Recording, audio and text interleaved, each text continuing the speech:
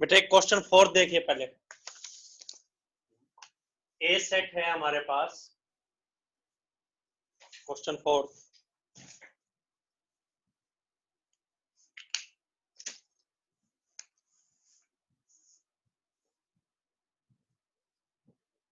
जो कल टेस्ट में दिया गया था बेटा, वो क्वेश्चन ये था 1 2 3 4 एंड 5। तो इसमें ये चीज नोट कीजिए आप,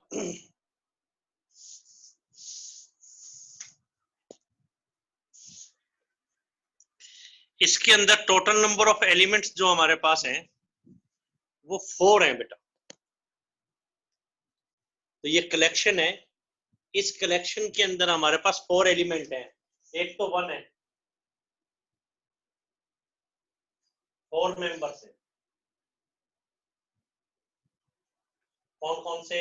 एक तो बेटा 1 है, एक है 2, एक है 3 4 as a set, 3 4 as a group, as a collection, as a group. ये डेंजरस है मानना। अगर आप ये सोचे भी 3 इसके अंदर है, 3 does not belong to me, 3 A में नहीं है, 3 4 एज ए ग्रुप है और 4th एलिमेंट है 5। तो इसके अंदर क्या था बेटा? 3 4 बिलोंग्स टू ए, ये ट्रू है, करेक्ट है। क्यों करेक्ट है? Because it is a member, it is member of A. ये ए का एक मेंबर है।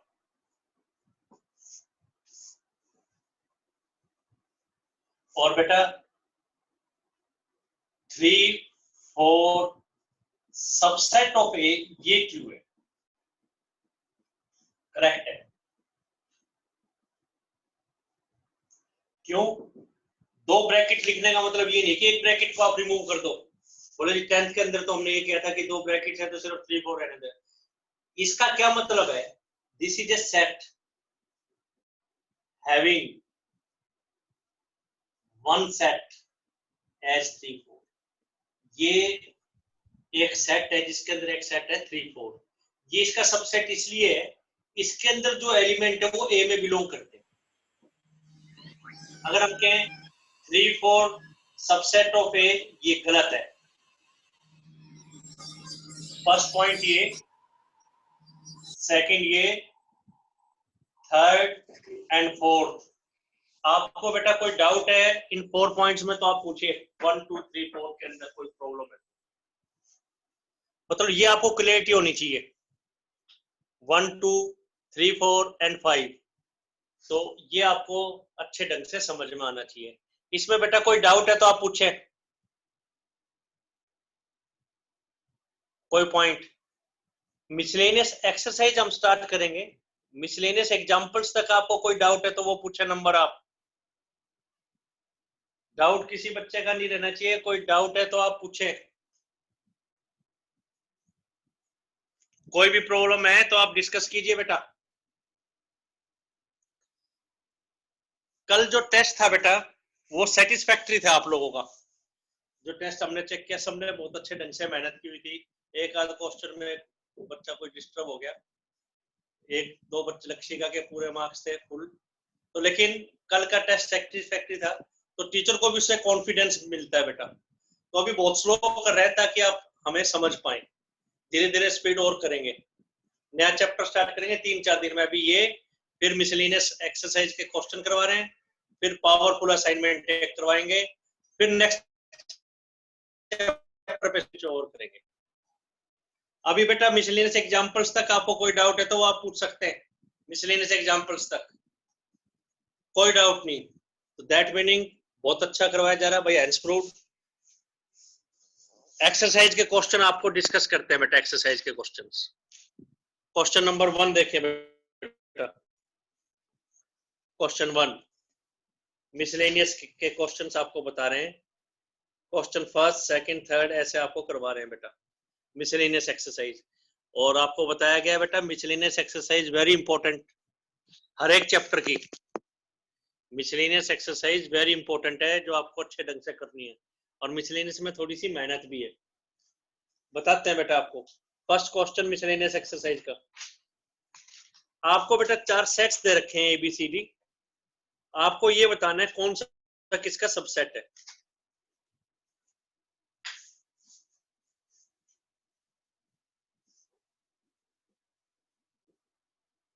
Question first,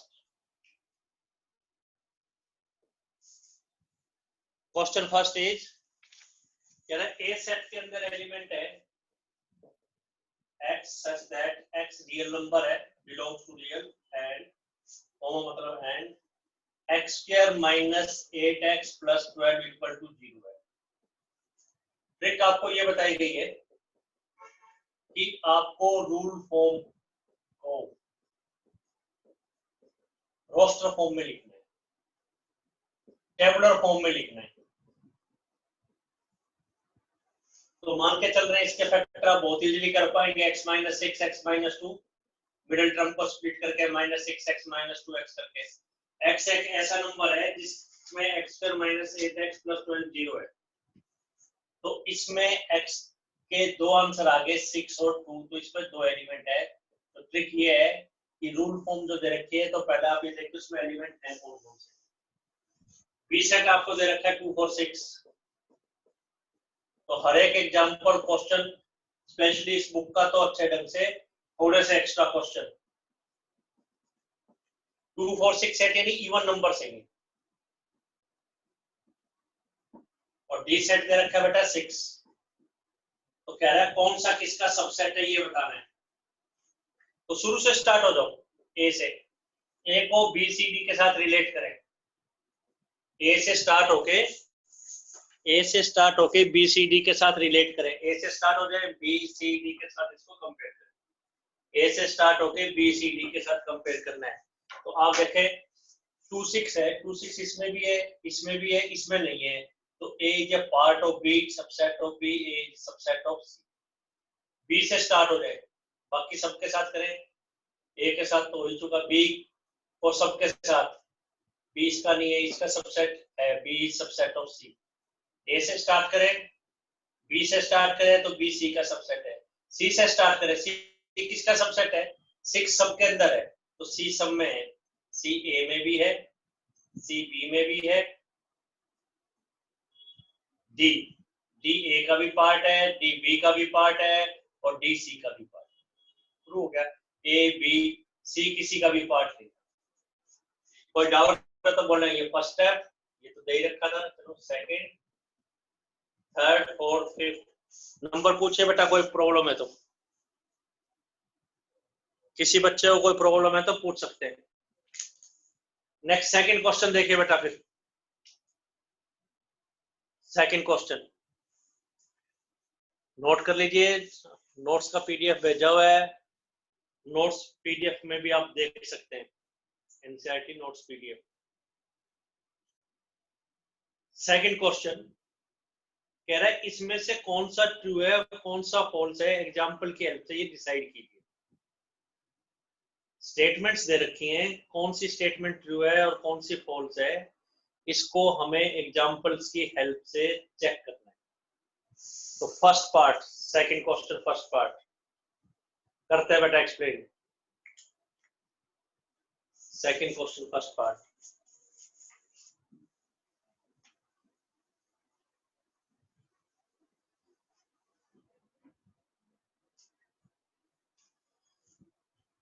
question second first part कह रहा है x बिलोंग्स टू a, वो स्टेटमेंट है, इफ का गिवन, इफ का मतलब गिवन, इफ दे रखा है इफ मतलब गिवन, कह रहा है x बिलोंग्स टू a यानी x is a member of a set, and form मतलब and a is a member of b, then उसने कंक्लूजन ये निकाला कि x बिलोंग्स टू b है। तो क्या ये ट्रू है या फॉल्स, क्वेश्चन मार्क, ट्रू और फॉल्स, ये चेक करना है with help of example, example की हेल्प से। ये स्टेटमेंट ट्रू है या false with the help of example. तो एग्जांपल बनाएंगे, कैसे बनाएंगे? पहले ए सेट लेंगे, जो कंडीशन है उनको सेटिस्फाई करता है, ए बी से बिलोंग करता है, फिर चेक करेंगे क्या वो एलिमेंट बी से भी बिलोंग करता है। सॉल्यूशन ए सेट कुछ भी ले लें, A B C D 1 2 3 4 whatever, तो ए सेट ले लिया सपोज 1 2, लेट सपोज, क्योंकि with the help of example A12 ले लिया, इसके अंदर दो मेंबर्स हैं 1 और 2। जनरल नॉलेज यानी x की वैल्यू इसमें क्या हो सकती है, x या तो 1 है या x 2 है, 1 बिलोंग्स टू A, 1 2 या 2 बिलोंग्स टू A, कोई ले सकते हैं। अब एग्जांपल B सेट ऐसा लेना है, A बिलोंग्स टू B होना चाहिए, यानी A इसका एक मेंबर होना चाहिए, यानी 1 2 एज ए सेट होना चाहिए, इसके अंदर 1 2 एज ए ग्रुप होना चाहिए। एक एलिमेंट 3 ले लिया है, 4 ले लो, क्लियर? तो गिवन कंडीशंस को सेटिस्फाई करना है। पहले हमने ले लिया कि A बिलोंग्स टू, इसमें कोई एक मेंबर A है, A के अंदर कोई मेंबर 1 2 ले लिया, A इससे बिलोंग करता है, चेक करना वो B से भी बिलोंग करता है। हाँ बैठना है, हाँ करता कर दो, इधर जाना तो ठीक है, बताते हैं बेटा, करते हैं आपको।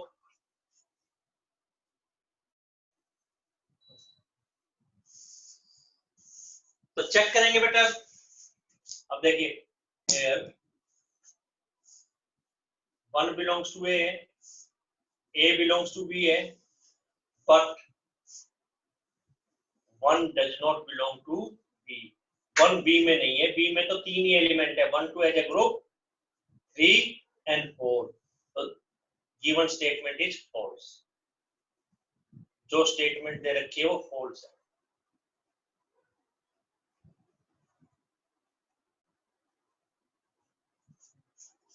अभी बोर्ड पे जो लिखा है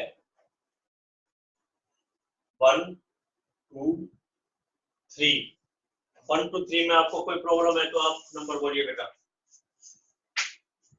1 2 3 के अंदर कोई डाउट है तो नंबर पूछ सकते हैं आप। 1 2 3 के अंदर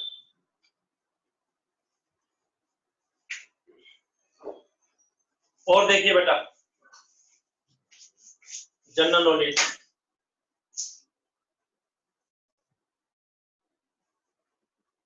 मान लो आप बी सेट ये लेते 1 2 3 4 और 1, फिर तो 1 बी से बिलोंग करता था तो ये ट्रू हो जाता। अगर ये लेते तो स्टेटमेंट ट्रू थी।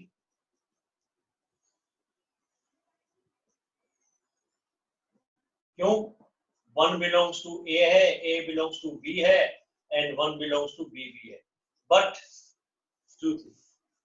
बट हमें तो ये देखना है क्या ये हमेशा ट्रू है, यानी क्या कोई कॉन्ट्राडिक्टरी इसका हो सकता है या नहीं। तो एग्जांपल आपको ये देखने की कोशिश करनी है कि कभी ये फेल हो रहा है या नहीं। अगर ये कहीं फेल हो रहा है तो वो इस एग्जांपल को हाईलाइट कर, तो आपको वो एग्जांपल नहीं बनाना कि ये ट्रू हो, ये देखने की कोशिश करनी है कहीं केस ऑफ फेलियर है या नहीं है। तो इसमें केस ऑफ फेलियर था, अगर ऐसा नहीं हो सकता तो स्टेटमेंट ट्रू।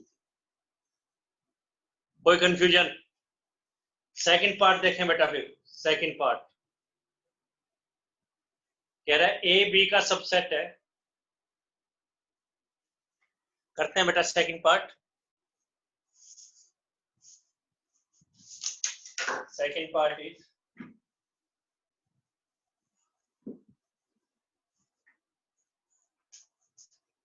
ए बी का सबसेट है, इफ का मतलब given, and B belongs to C, then कह रहा है ए बिलोंग्स टू सी है या नहीं। ए बिलोंग्स टू सी, ये चेक करना है ट्रू है या false. A belongs to C है या नहीं। करते हैं बेटा सुन। फिर वही मान लो ए कोई एक सेट है, ए में क्या ले लिया, ए बी सी डी ले सकते हैं, 1 2 ले लिया बेटा। बी क्या लेना है, B A is a part of B, member नहीं है। ए के सभी एलिमेंट इसमें तो 1 2 तो होंगे, 1 2 ए बिलोंग्स टू बी नहीं है, ए बिलोंग्स टू बी नहीं है, A is a part of B. फिर कह रहा है बी बिलोंग्स टू सी, तो सी को क्या लेना पड़ेगा बेटा, 1 2 3 तो है उसमें, मान लो 4 ले।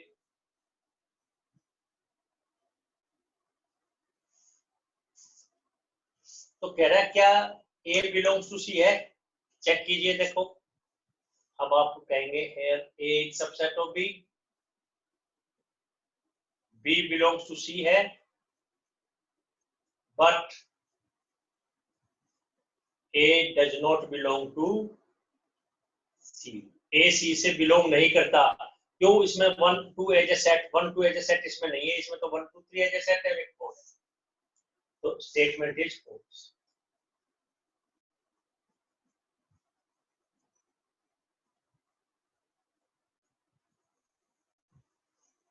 कोई डाउट है तो पूछे, फर्स्ट स्टेप, सेकेंड, थर्ड, इन दो पार्ट्स के किसी स्टेप में कोई डाउट है तो आप पूछ सकते हैं बेटा। इन दो स्टेप्स के किसी पार्ट में कोई डाउट पूछिए बेटा, कोई डाउट है तो।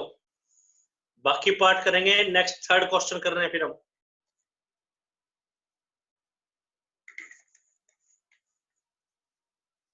Question number 3,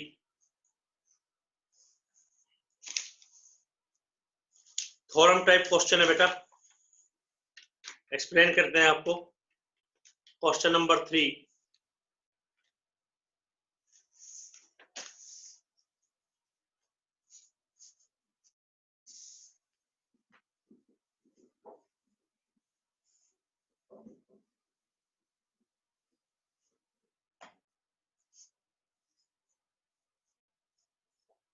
question number 3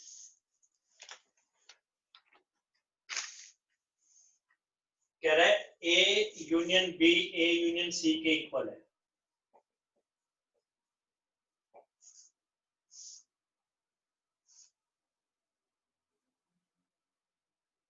and A intersection B, A intersection C के इक्वल। तो प्रूव ये करना है बी और सी इक्वल है।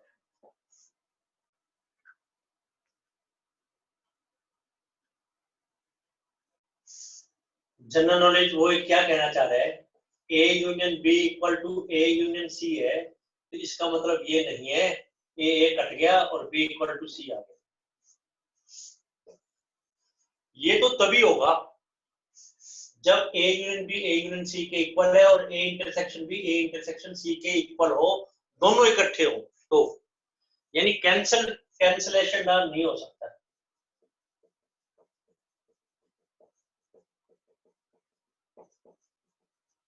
कैंसलेशन लॉ नहीं है इसके अंदर। वो कब होगा, अगर ए का यूनियन बी और सी के साथ और ए का इंटरसेक्शन बी और सी के साथ सेम है तो। और general knowledge, union of A with B C, A का यूनियन बी के साथ भी ले और ए का यूनियन सी के साथ भी ले, ए का यूनियन बी के साथ भी, ए का यूनियन सी के साथ भी, और वो इक्वल आना चाहिए, or equal.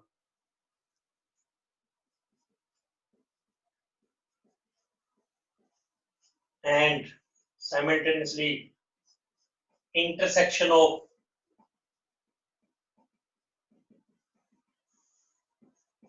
with BC are equal। A का यूनियन B के साथ इक्वल है, A का इंटरसेक्शन B के साथ इक्वल है, तो A और A कैंसिल हो सकते हैं, B इक्वल टू C आ जाएगा। अगर है तो A का यूनियन B और C के साथ सेम है, A का यूनियन इंटरसेक्शन B और C के साथ सेम है, तो B और C इक्वल होंगे। ये क्वेश्चन की स्टेटमेंट है बेटा, अगर सेम है तो। ये क्वेश्चन की स्टेटमेंट। कोई डाउट फर्स्ट और सेकंड में? कोई डाउट? नंबर पूछना है बेटा, कोई डाउट है तो आपको नंबर पूछना है। 1 और 2 में कोई कंफ्यूजन? मतलब क्वेश्चन क्या है पहले आपको ये समझ में आना चाहिए। 1 और 2 ये स्टेटमेंट है। तो करना कैसे बेटा वो देखो, करेंगे कैसे इसको। तो कह रहा है बी और सी इक्वल है, ये प्रूव करना है कि बी और C equal, B and C equal है। करते हैं बेटा एक्सप्लेन ये क्वेश्चन की स्टेटमेंट।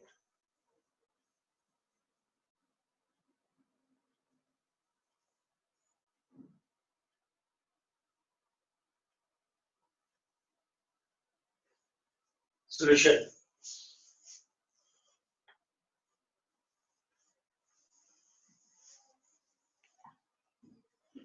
और क्वेश्चन 11 देखिए बेटा, वो भी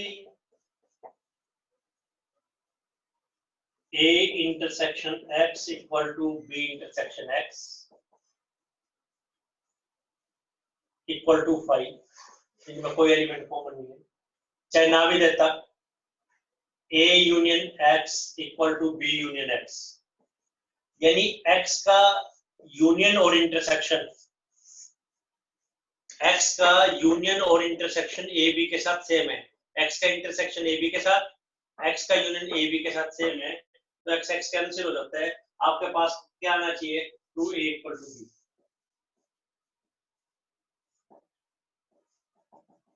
ये क्वेश्चन हो गया ना बेटा।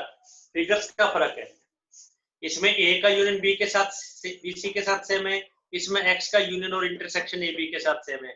तो थर्ड और 11th सेम क्वेश्चन हो गए। थर्ड और 11th सेम क्वेश्चंस। करना कैसे है बेटा वो देखिए अब। थर्ड और 11th सेम, तो ये थ्योरम टाइप क्वेश्चन है, theorem type question, theorem type question है।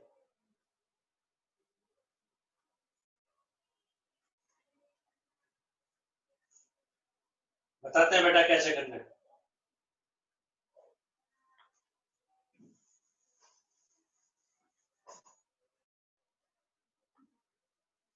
Solution. A union B equal to A union C दे रखा है, देख ले। हमें तो B और C इक्वल प्रूव करना है, B और C को इंटरसेक्शन का यूज करना है। तो दोनों तरफ इंटरसेक्शन या तो B के साथ ले लो,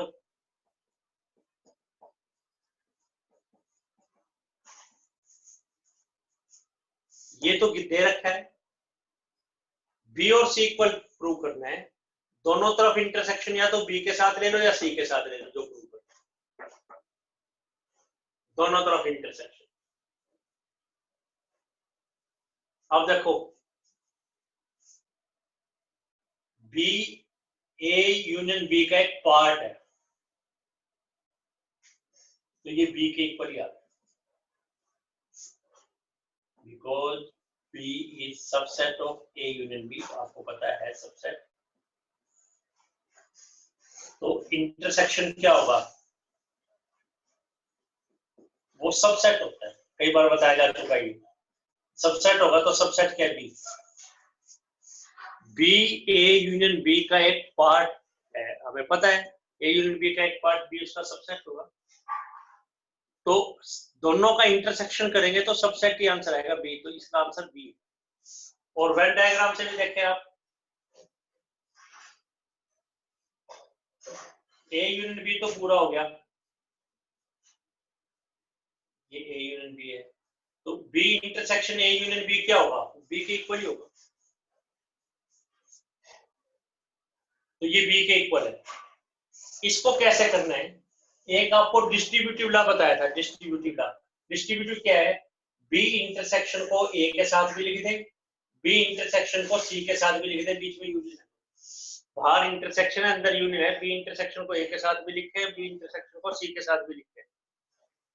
बी इंटरसेक्शन को ए के साथ लिख रहे तो B intersection A union B intersection C. इस बी इंटरसेक्शन को इस बी इंटरसेक्शन को ए के साथ भी लिखा और सी के साथ भी लिखा। कौन सा लॉ है ये? Distributive law. अगर ध्यान रखो, डिस्ट्रीब्यूटिव लॉ ध्यान है ना बेटा, क्या होता था? A intersection B union C किसके इक्वल होता था? ए को दोनों के साथ लिख दिया, A intersection B union A intersection. अब देखें गिवन का यूज करना है। ए इंटरसेक्शन बी किसके इक्वल है? ए इंटरसेक्शन सी के।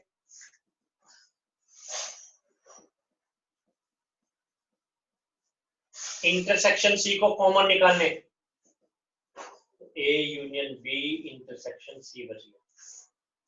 तो डिस्ट्रीब्यूटिव लॉ है ना, डिस्ट्रीब्यूटिव लॉ को अलग से यूज कर दिया। और थ्योरम टाइप क्वेश्चन आपको ध्यान भी रखने पड़ते हैं। ए यूनियन बी किसके इक्वल है? ए यूनियन सी के।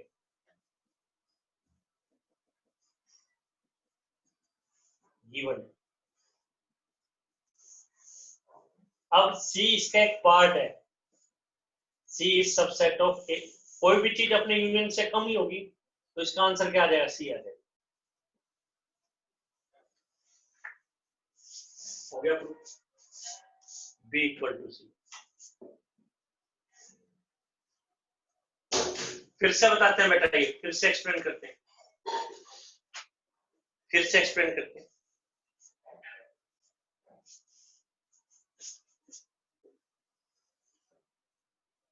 फिर से एक्सप्लेन करते हैं। जो गिवन है उसका यूज करना है। गिवन क्या है? A union B equal to A union C. B equal to C prove करना है, तो बोथ साइड या तो बी से ले ले चाहे सी से ले ले। एक दो बार करेंगे, थ्योरम टाइप क्वेश्चन थोड़े से ध्यान रखने पड़ते हैं।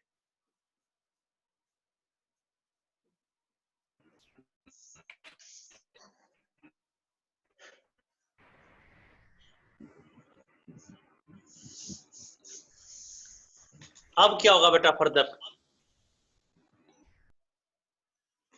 B intersection A union B का एक पार्ट है, तो आंसर क्या आएगा? Subset B. बी इंटरसेक्शन को दोनों के साथ ऑपरेट कर दिया, B intersection A union B intersection C. B intersection को दोनों के साथ लेंगे। फिर ए इंटरसेक्शन बी को क्या लिख सकते हैं हम? ए इंटरसेक्शन सी दे रखे हैं गिवन। इंटरसेक्शन सी को कॉमन ले ले, A union B intersection C. A union B दे रखा है ए यूनियन सी के इक्वल। सी इसका एक पार्ट है, तो सी के इक्वल ही आंसर आएगा। एक ही बात है, ये और ये एक ही चीज। नंबर पूछना है बेटा आपको, first, second, third, fourth, fifth, sixth, seventh, 8, 9, 10, 11, 1 to 5 और 6 to 11 एक ही बात है बेटा। 1 to 5, 6 to 11 सेम थिंग। यहाँ बी इंटरसेक्शन लिया है, आप सी इंटरसेक्शन भी ले सकते थे, क्योंकि बी और सी इक्वल, सी इंटरसेक्शन भी ले सकते थे। कोई डाउट है तो पूछे आप, करिए नोट अच्छे ढंग से, नोट्स में भी है ये।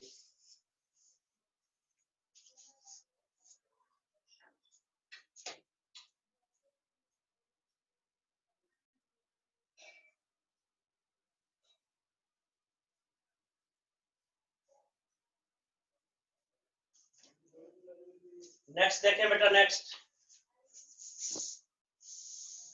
नेक्स्ट देखें।